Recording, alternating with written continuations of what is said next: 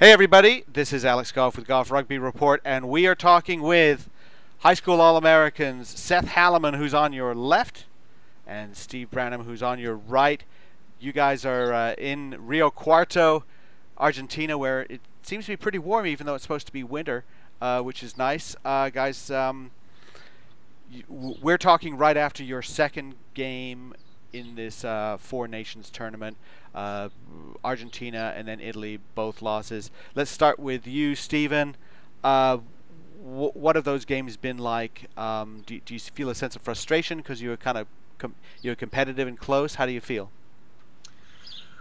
Well, it's we've made a lot of progress. We made tremendous progress from starting with the Cordoba scrimmage, which we played before either of the Argentina or Italy games, and coming out of both games, we were in it. We were in it at halftime. So yeah, it was frustrating in the second half as they took the game away from us in both games. But it's just we've got high hopes for our next game and ready to go. And Seth, that transition from first half to second half, do you feel like there's something to be addressed there? I mean, the boys are pretty tired. This has been a long tour.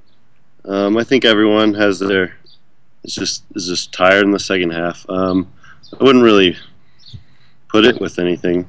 I just think it's mental errors, and we'll get them right. Good. Stephen, this is your fourth trip with the high school All-Americans. You play with Fallbrook, where in Southern California you start playing in what, December? November. You go all the way through the spring. So it can be a long season. And Seth, you play with Colorado Springs. It's a little bit different because you have to wait for all the snow to melt. But you've been with the high school All-Americans twice. You've been with the U20s.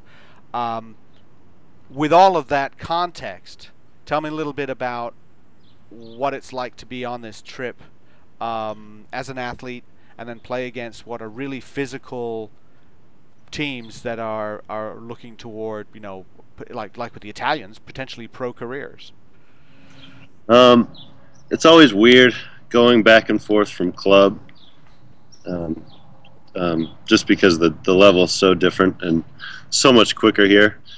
It's hard to transition, but I think a lot of the boys are doing it, and I'm trying my best, but it's a hard transition. And Stephen, especially up front as a hooker, what's it been like? Oh, it's I really enjoy coming on these tours. It just shows you a different level of rugby than you get at home, where you're practicing twice a week and you play a third day. And here, you're practicing twice a day. You're getting to see what it's like to be a pro athlete, basically, and it's just tremendous improvements throughout the whole tour because you get so much training in. It helps me raise my game a lot, and it's just nice to see the level that the other countries are at, and so we know what we've got to get to. So we're at the closing week or so, closing few days of the tour. At this point, your coach Salty Thompson is sort of taking care of everybody, making sure he doesn't run you into the ground. But there's still a lot of work to do. What is that? What is that like for you? Are you sort of nagged to continue to get some rest, or are you guys sort of itching to get after it and trying to get a win from Uruguay? Well, we had a day off yesterday, which was nice because everyone was pretty banged up following the Italy and Argentina games. So that day off really helped, and we had a light training this morning, and I'm ready to go get back after it so we have a chance to beat Uruguay.